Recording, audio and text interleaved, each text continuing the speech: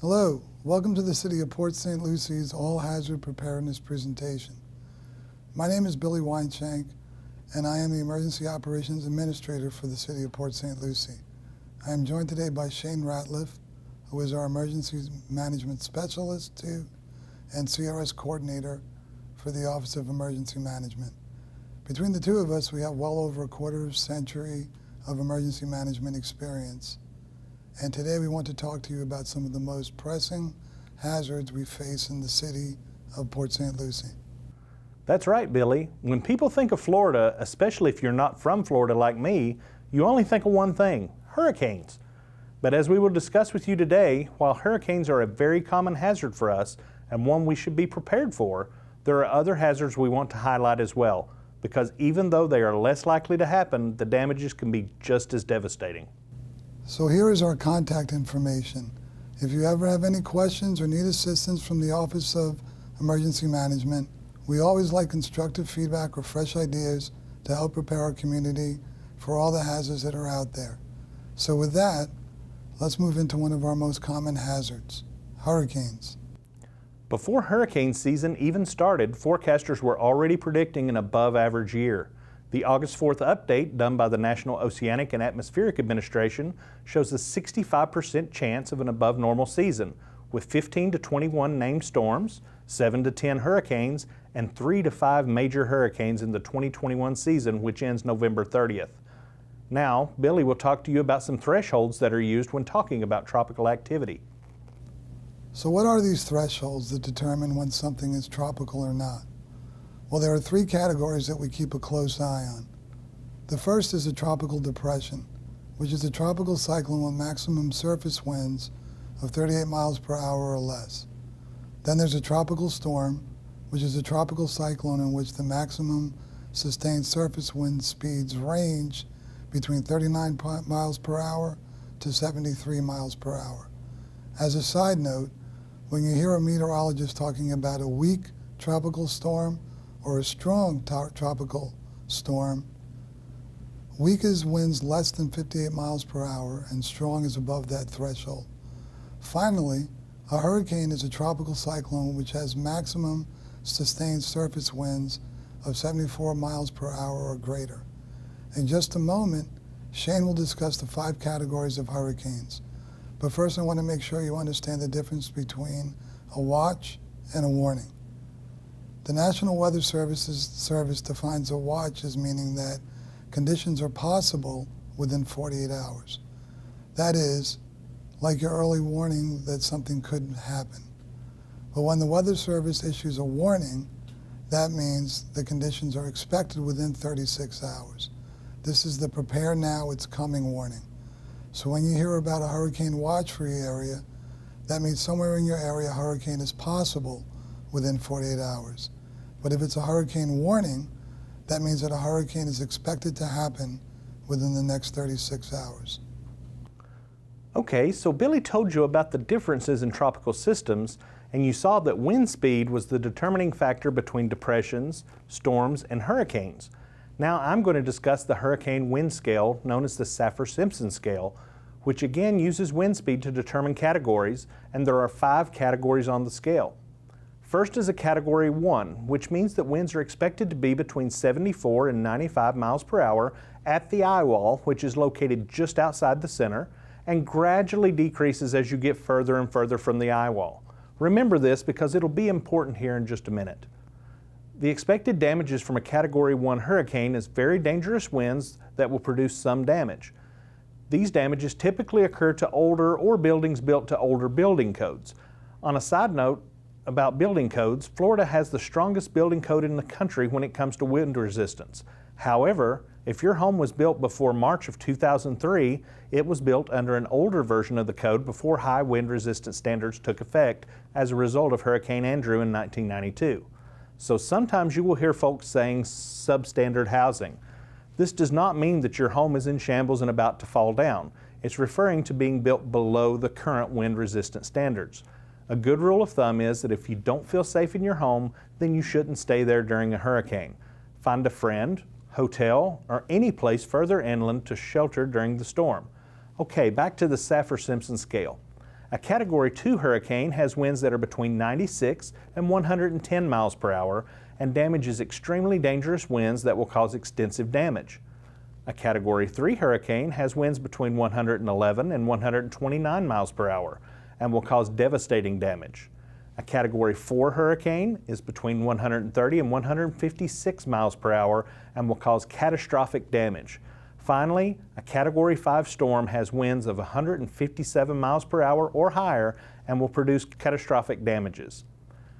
Back to what I said earlier when we talked about a Category 1 and about the eye wall. If a Category 5 is 157 miles per hour or greater, and the winds gradually get less and less the further you are from the eye wall, then you can easily have Category 4, 3, 2 winds 30, 50, even 100 miles from the center. The peninsular part of Florida is less than 200 miles wide in most places until you get up to the Big Bend area, so a large, monstrous hurricane with an eye right along the shoreline can produce extensive, devastating, and even catastrophic damage all the way to the other coast. This is why we as emergency managers look more at a storm's size and diameter, wind speed, and surge potential than just the cone of uncertainty, because the effects of the storm can and will easily affect outside of that cone. One last thing while we're talking about this slide. Myself, and I imagine many of you who are watching this, may be from areas where you had tornadoes instead of hurricanes. And you think to yourself, a Category 5 hurricane isn't stronger than an EF3 tornado. My house can take that. Think again. Tornadoes travel at a fast rate, hit the home, and pass on by in a matter of seconds. A hurricane, depending on its forward speed, batters a home over and over with sustained winds for 18 to 36 hours nonstop. That's why hurricanes destroy so many more homes than tornadoes, because they are much larger than tornadoes and last much longer. Keep that in mind. Exactly, Shane. And here's a graphic that further supports the devastation caused by the different categories of hurricanes. As you can see, the winds get progressively higher, so does the storm surge, which means not only would we be dealing with flooding, you would be dealing with larger and larger walls of water pushing into the coast and potentially inland. Can you imagine an 18-foot high wall of water coming towards the coast? Can you imagine how far that water will go when it breaks like a giant wave on land? That's why the next slide is so important to understand. The winds are a danger and a threat, but for those of us in coastal Florida, do you know what the biggest killer is during a hurricane? It isn't the wind, it's storm surge. Storm surge is the abnormal rise of water generated by a storm, over and above the predicted astronomical tide. Basically, as the storm progresses, it pushes up a wall of water at its edge, and when the wall hits the land, it pushes inland, then pulls back out to sea. This typically causes heavy flooding and loss of life for those who are in its path. This is why you may hear an emergency manager say, "Hide from the wind, but run from the water," inferring that you can get inside a solid structure and hide from the wind, but you should run or evacuate from the water to a place where it can't reach you. Did you know that in St. Lucie County, evacuation orders are given based on storm surge and not on wind speeds? If you live in a well-constructed home under the current building code, as discussed previously, then your home should be able to withstand most of the wind we would have in the majority of storms. However, no home is built to withstand storm surge. So when you hear county emergency management giving evacuation orders, please take them seriously. They are based off the latest, up-to-date modeling and science that show that water is likely to inundate within the evacuation zone. The red zone in the graphic represents the area to be evacuated when 1 to 10 feet of storm surge is expected, whereas the orange represents the area to be evacuated when 11 to 16 feet of storm surge is expected. So remember, run from the water and hide from the wind. Do you know how to stay informed in the event of severe weather or other emergencies that may occur within the county? If you haven't signed up for Alert St. Lucie yet, do it right now. It's free, and you'll receive your choice of phone, text, or email alerts for whatever you want to be notified about. As you can see on the slide, there are a lot of categories you can get notifications about, including flooding, marine warnings, tropical, fires, the list goes on. You only get notified about what you want, so you're in control. Sign up today at stlucieco.gov/alert. Do you have a special need that will require you to be in a special needs shelter during a hurricane or other evacuation? If so, have you registered for the county special needs shelter? You must pre-register for the shelter in order to be able to use it, and it's easy to sign up. Just go to stlucieco.gov/special needs, all one word, or call 772-462-8100 for more information on how to apply. Who are people with special needs? For sheltering purposes, it would be those that require a level of care beyond what is provided in a general population shelter. Are you located in an evacuation zone or flood zone? Not sure? Go to cityofpsl.com/hurricane and click on Shelters and Evacuation Routes to find out if your home is located in an evacuation zone within the city. Or go to cityofpsl.com/flood and click the link under Know Your Flood Zone to find out if your home is susceptible to floods. Knowing these things are crucial to preparedness planning for hurricanes and other hazards. Other ways to be informed include knowing which websites give official information so you get the best, most up-to-date information at your fingertips. Of course, we all know that the National Weather Service is one of the best places to get weather information, but you know where to get preparedness information, as well as information we want to push out to residents after a disaster? Before the storm, visit cityofpsl.com/hurricane to find all the preparedness tips and information you need to prepare for a storm. But during and after disaster, our communications department will be posting information to the city's main website at cityofpsl.com. So make sure that you check often to find out information that may be helpful to you. So what do you need to prepare for a hurricane? First, you need to make a plan. You should have a written plan for you and your family members on where you will go if you evacuate, how will you communicate with them and family in other parts of the country, how will you care for your pets, and sign up for Alert St. Lucie and a special needs shelter if you have a special need. Make sure your plans include the route and an alternative route for how to evacuate if you were to need to leave your home. Lastly, make sure you keep a copy of your insurance papers with you when you leave so that you will have them available if needed after the storm. You should make the following plans: a shelter plan, will I go to one, and if so, which one? An evacuation plan, what routes would I take to get to safety? And a family household communications plan, how do we keep in touch if we are separated from each other? You can find downloadable and printable plan templates on our hurricane page at cityofpsl.com/hurricane under Make a Plan in the drop-down menu, Step 3. Once you have your plans completed, you need to build a kit. Your emergency home kit, or go kit if you take it on the road with you, should be well stocked and ready for any disaster that may strike. Each person is different, but some common items you would expect to find in an emergency kit are any prescription or emergency medication you may need, have enough to last for a week, preferably 2 weeks. Me personally, this is the last thing I put in my kit when it gets close to go time. And I take all that I have in the event that my home is destroyed. Staying well is the last thing I need to be worried about. Extra clothing, pillows, blankets, personal hygiene supplies, flashlight with extra batteries, because being in the dark isn't any fun.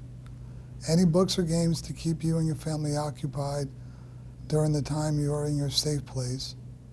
Baby formula, diapers, etc. if you have a baby. Insurance papers, like we discussed earlier. You should always keep a copy of your insurance papers with you. Okay, now that we've discussed hurricanes, sheltering, notifications, and the like, we wanted to share with you some of the other hazards we face in the city of Port St. Lucie that you may not be too familiar with. While most people who have located to the area recently from other parts of the country think that hurricanes are our only worry, believe me, there's many more things to prepare about. Luckily, the preparations are mostly the same, as you should always have a plan, build a kit, and stay informed. I'm going to go ahead and start us off with the hazard I'm most familiar with, and that's flooding. Did you know our #1 hazard in Florida, particularly South Florida with its tropical climate, is flooding? Our area has a very flat, sandy terrain, and we get a lot of aerial flooding during the rainy season and the dry season. This is due to water not being able to soak in the ground faster than it's falling from the sky, and it causes pooling of water, usually in the roadways. But sometimes, depending on how much it rains and how saturated the ground already is, it can back up in the low-lying areas and then enter your home. It doesn't matter where you are in Florida, this can happen to you with the right amount of rain at the right time. That's why those of us who work with the National Flood Insurance Program will tell you that all of Florida is a flood zone, because a little more than half the flood claims we have in the state annually come from areas that are not FEMA-designated flood zones. That's why it's important to protect the life you've built with flood insurance. The city is a participant in the NFIP's Community Rating Systems program, which gives us a 10% premium discount on flood insurance in areas that are designated as a flood zone and a 5% discount in all other areas. Most flood policies, especially in X or X500 zones, can be purchased for less than $400 per year. We often get asked who maintains canals, ponds, or lakes in gated communities. If you live in a gated area managed by an HOA or community management company, then most often it is them who manages the water levels in those areas. Once you get outside of the gated community, the city, water management district, or an improvement district usually controls these. The larger canals that run through the city are usually controlled by the city's Public Works Department, who are able to monitor 24 hours per day and able to draw down or empty those waterways quickly when an impending flood is coming. Here are some basic flood safety tips for you and your family to keep you safe during a flooding event. First of all, turn around, don't drown. We cannot stress this enough. Driving through moving floodwaters is never a good idea. Remember, just 6 inches of moving water can knock you down, and 1 foot of water can sweep your vehicle away. Also remember that if there is a chance of flash flooding, move to higher ground. Flash floods are the #1 cause of weather-related deaths in the United States, and they can almost all be prevented. If you are in your car and floodwaters rise around your car but the water is not moving, then abandon the car and move to higher ground. However, never leave the car and enter moving water, as it will sweep you away. Finally, do not camp or park along streams, rivers, and creeks during heavy rainfall. These areas flood quickly and with little warning, so stay flood smart and flood safe. Next, did you know we have a radiological hazard right at our back door? That's correct.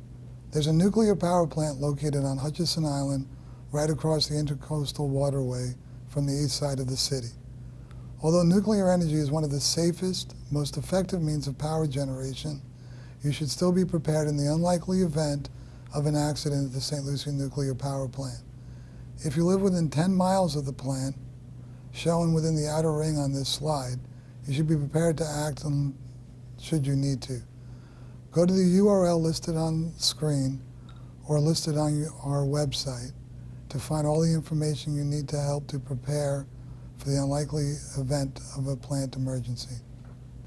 Some of the preparedness items on FPL's page are guidance regarding emergency information, sheltering in place, evacuation information, maps, school relocation, the emergency alert system, the emergency siren testing schedule, pet information, information for farmers, health concerns, and understanding nuclear energy radiation.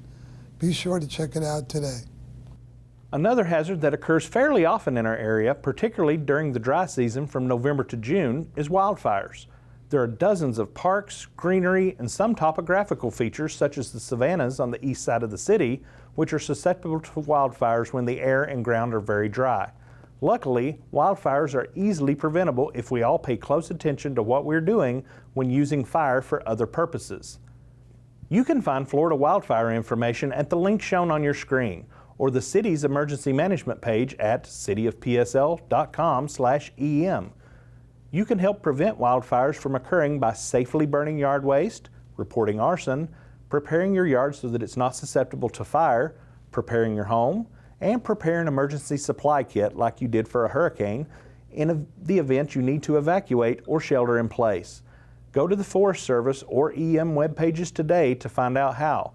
And as Smokey Bear always said, only you can prevent forest fires. Some important links you should view for more information on hazards, how to prevent them, and how you can prepare in the event they do happen are located in our city and partner agencies pages, such as St. Lucie County Emergency Management and the State of Florida's Division of Emergency Management. Stay prepared by keeping up to date on hazards and new ways to address them. And don't forget, Billy, our residents should follow us on social media. Our Twitter handle is @City Port St. Lucie. Our Facebook page is City of Port St. Lucie City Hall. And our Instagram page is @City of PSL. Be sure to follow us for the latest news, preparedness tips, and guidance about events and incidents throughout the city. Thank you all for participating in our All Hazards presentation today. Having informed citizens means having prepared citizens. And we want the City of Port St. Lucie to be as prepared as possible, no matter what the threat or hazard may be. That's right, Billy. And if you have any questions about what you saw in today's presentation or any other emergency management issue, please email us at pslem@cityofpsl.com and we will gladly get the answer for you.